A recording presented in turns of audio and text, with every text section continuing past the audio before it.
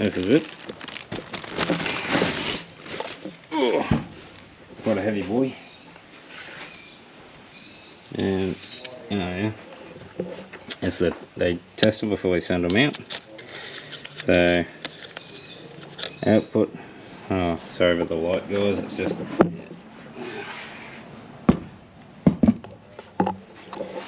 output 800 RPM idle is pushing 119 amps and 247 at 18,000 RPM. This revs, well, most alternators 16,000 is your limit. This one's 18,000, but I'm still going to be putting on the underdrive. It is slightly bigger, but then again, if it's not big enough, I got my old pulley from Golby's. It's bigger again. So first off, I will be putting the Venom billet bracket on, alternator bracket. Alright, sorted out what harness I could. So basically all this is for this side. Alternator's on, and I don't know if you can see the block. Yeah, down there somewhere. The billet blocks here was sort of a pain to put on, sort of. Same as you got to line the threads up with, you know, 2 holes.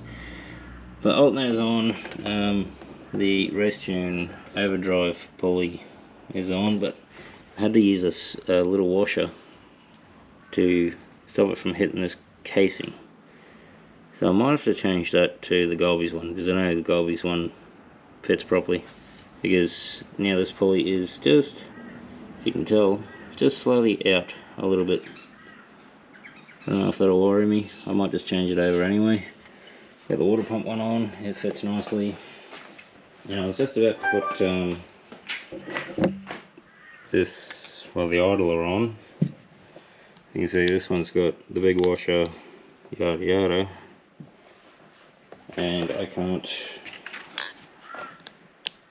use the big washer as for why, yeah, can't do that. So I have to go uptown and get a smaller washer that will fit in there for this bolt. So I'll have to do that. It does look pretty cool though. Right. Yeah, it's cool. Matches all the rest. And I don't know why I had this alternator red, painted red. I guess, well, everything used to be red. But, oh well, be about to it anyway. But for now, we've got this. I'll go uptown and get a washer so I can mount that sucker. Little update for you guys. This is what I've been up to. Got the power steering on. New pulley on. I got this pulley on. I ended up not even using a washer. Just threw the bolt in there. If I have a problem with it, I'll sort it out later. I don't think I will have a problem with it. And I've got the AC in there. Yes, it's a street car in Australia. You need AC.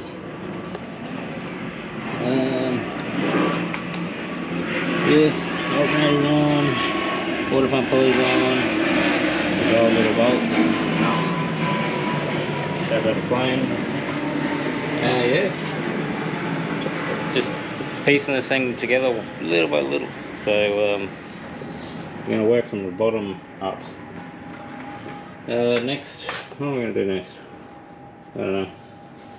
Just kind of winging it. Slowly by slowly, I've got this wiring going up through over the other side. I've got to make a power connector for the extra alternator power line. This is the old one here. This is the additional one because you need it. And I need a earth. I think I'll take an earth off the water pump here and put it somewhere here. Might even just put it to this bolt. Yeah, I've got a giant mess of crap everywhere. But trying to find all the old stuff, that's the hardest part. So I put it in little baggies, and read on like a year ago. But finding where the baggies are between, yeah, all this. Oh, that's hard.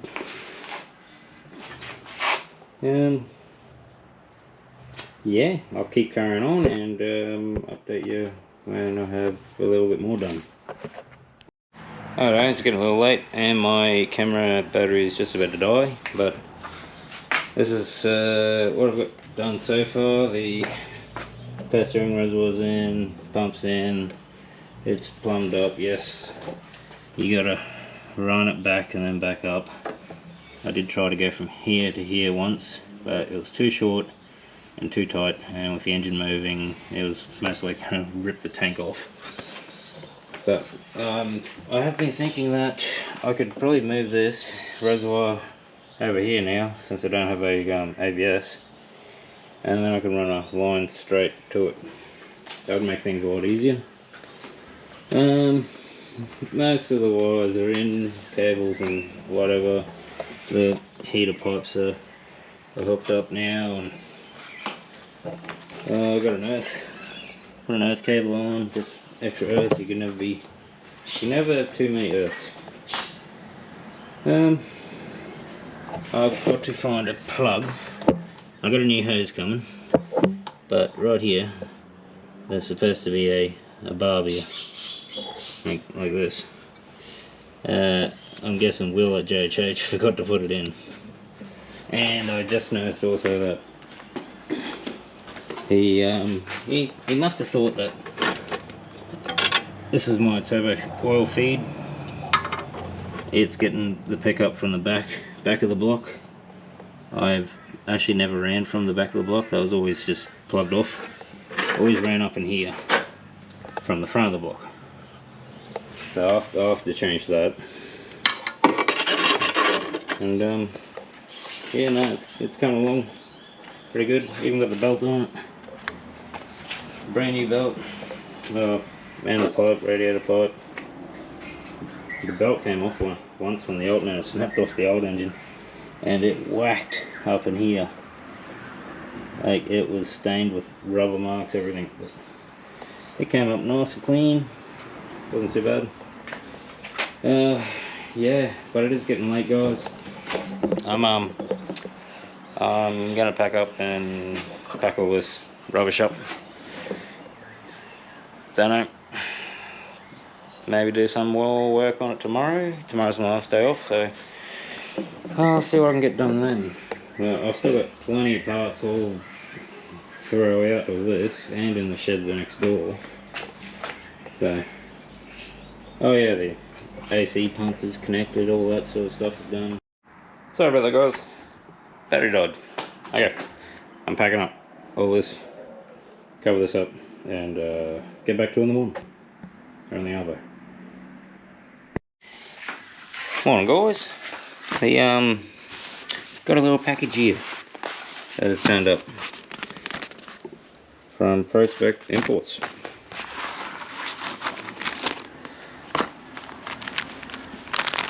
Look at that.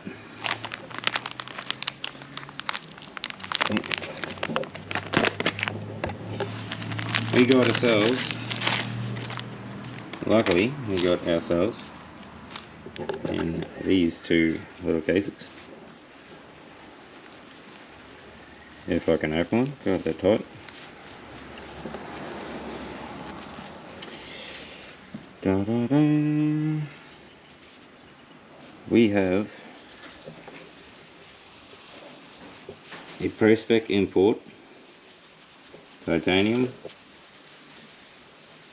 18 karat gold plated key.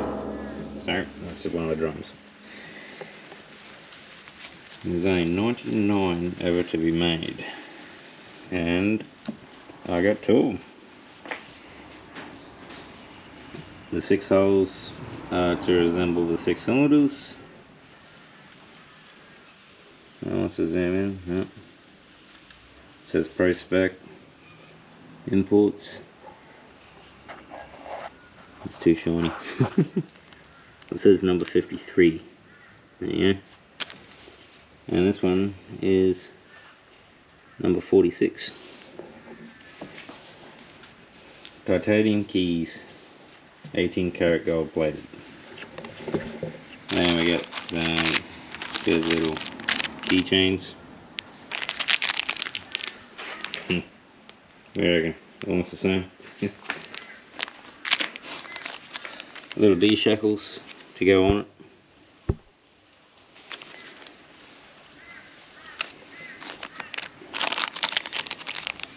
A fancy little Supra turbo keychain. And pamphlet things.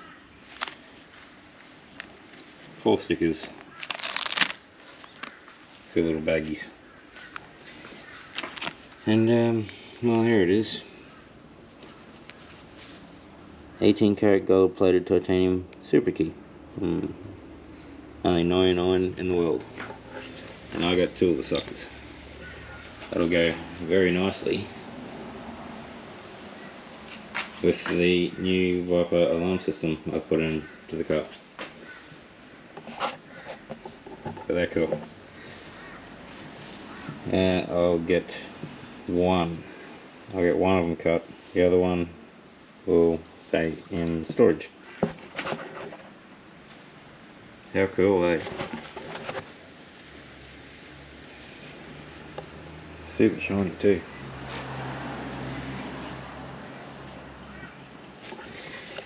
Anyway, I'm gonna get back to work on the Supra. Damn, that good. Get back to work on the Supra. I'm thinking about doing the cold side, intake side. I'm just waiting on a few more parts to show up. I've got a hose coming that deletes the old oil cooler. I've never had the oil cooler for years. I used to have a hose here, but it's gone somewhere. And the pipe nipple thing, it's not here, so I'll have to get another one.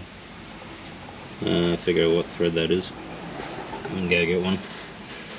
And yeah, and then sort out what I'm going to do with this pipe here and this here. I used to just have a hose run from there to there. I might do the same again, or I might see if I can figure a way, get some caps or something to cap them off, just so I don't have an extra line running through here for no reason. But yeah,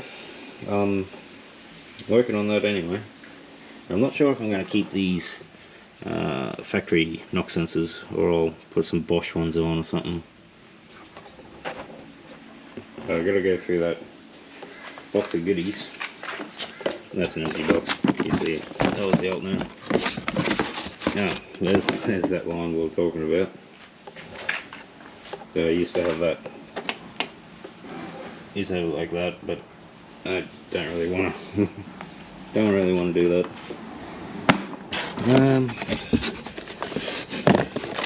Here's the E88 expander.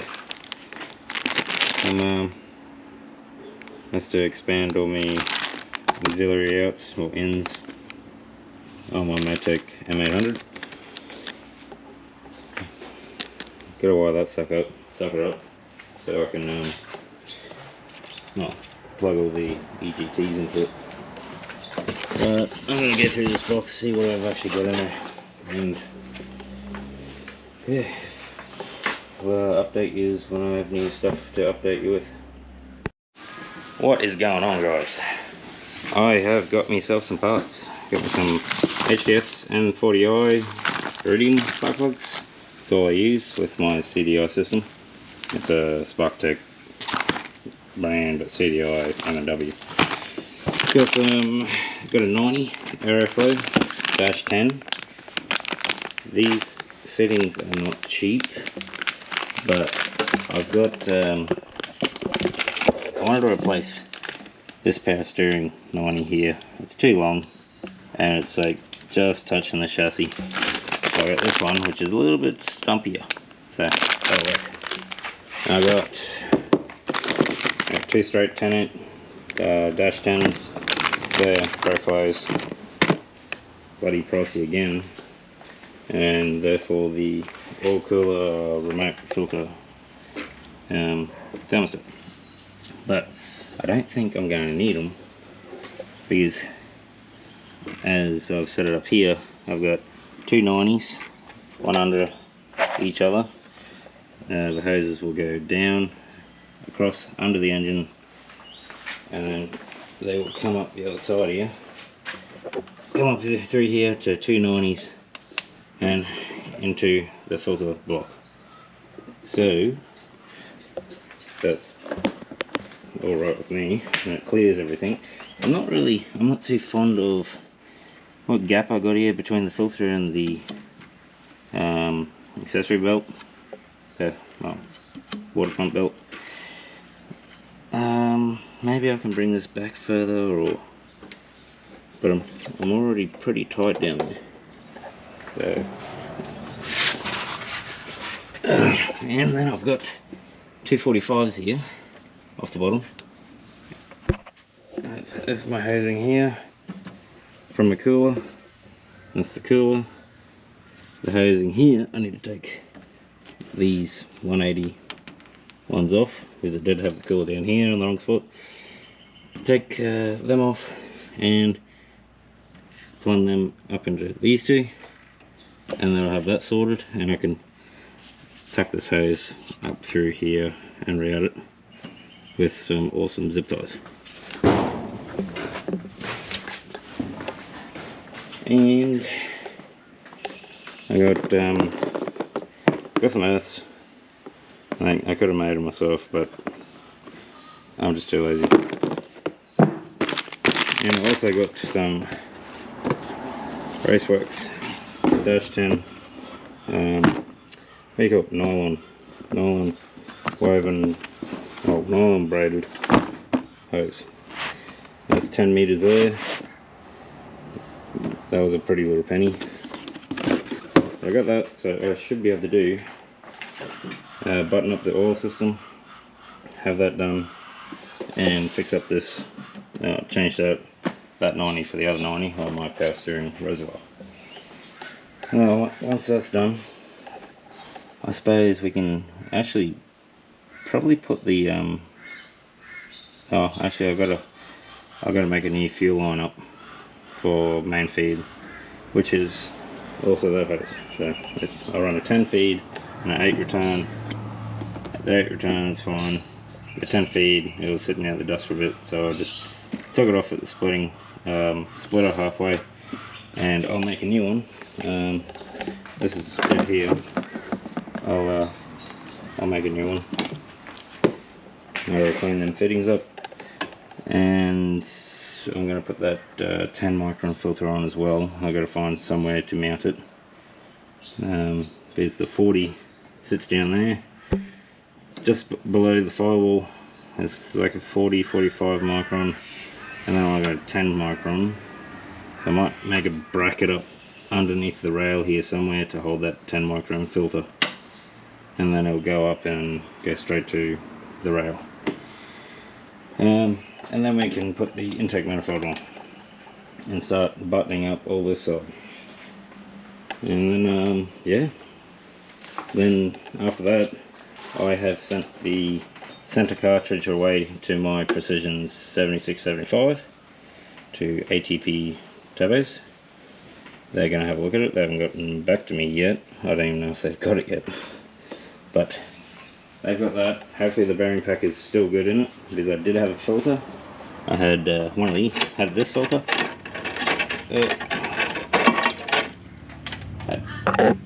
Had a Peterson Fluid Systems little inline filter here. It caught a lot of alloy shavings out from the oil pump. It caught a lot of it, and thankfully I had one of those on. But anyway, I'm going to get to this, and I'll get back to you when I have an update of what the hell I'm doing and what problems I ran into. Okay, I got that aeroflow 90 on, and look at the fitment now. I can actually fit my fingers under here, and the pipe sits above the main anchor point bolts for your K-frame. Perfect. Sits a lot better.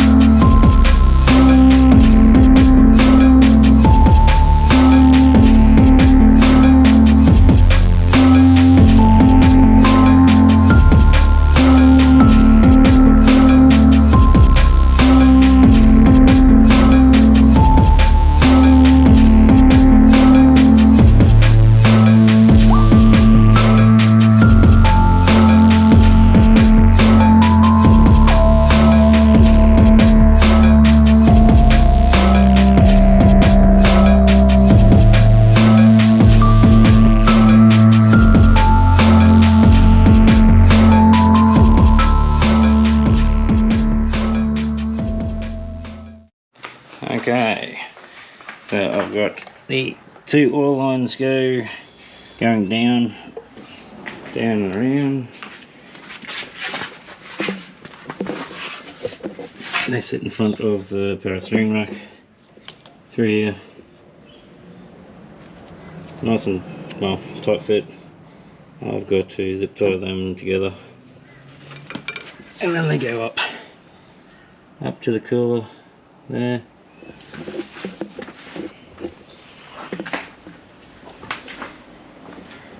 And that's where they mount there, in and out. You can see that bottom one there. So I've got two 90s here and two 90s on the, where the old filter used to go. And now I've got to make the out and in lines for the cooler.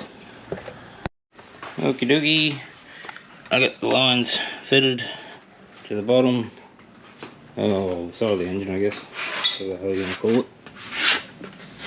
And here's my lines from a cooler. They go up and then into the thermostat and filter block, whatever you call that. I decided to, from the thermostat, I've decided to feed it from the bottom, let the oil cooler fill up, and return from the top. Doing this because I don't want air to be trapped and have an airlock in the top. If I've got oil coming down, air's going to try to go up. But if I'm feeding it from the bottom, it'll push air out of the system as air rises. So that's the reason why I've done it that way. But that's a very nice and neat little setup I got there. And now once that's done, well, now that is done, I really don't like how that is so close. I can still fit a finger in between, but you know, it's only if the possibility that this belt comes off, which I've never had a belt come off except for once when the alternator bracket on the engine snapped off. This belt went flying this way and smashed into here. But I'm sure if this belt ever comes off, yeah, the filter might get a whack. Not too much though. If the alternator comes off, that sensor's probably going to be ripped off too. But it's still well, still a fair, good little gap there. I can fit my finger between it, so yeah. I'll run that for now, and I'll maybe change it, maybe find a different thermostat block that I can mount on the side of the engine and just run it to the lines. Don't know, don't care. But that's done. I haven't tightened them yet, I've got to do that. And put a few more zip ties holding these ones together underneath, just to keep them in place. So next I could probably start working on putting the intake on, vacuum lines, and then find a place to mount the engine oil dipstick, because it used to mount on the throttle, on the air intake of the original air intake. But then I took that off, put the hopper tune on, and then I had it mounted to the ABS on a nut that was here. I don't have an ABS anymore, so maybe I can make a new tube up or something. Making that end might be a little bit difficult, or weld something onto the side of the intake manifold, not sure. Or maybe find one of these blank screw holes here and bolt holes and have it run up between the runners. Don't know. But I'll tighten all these fittings up, zip them up, and then get to work on the intake manifold. It's starting to look like an engine now.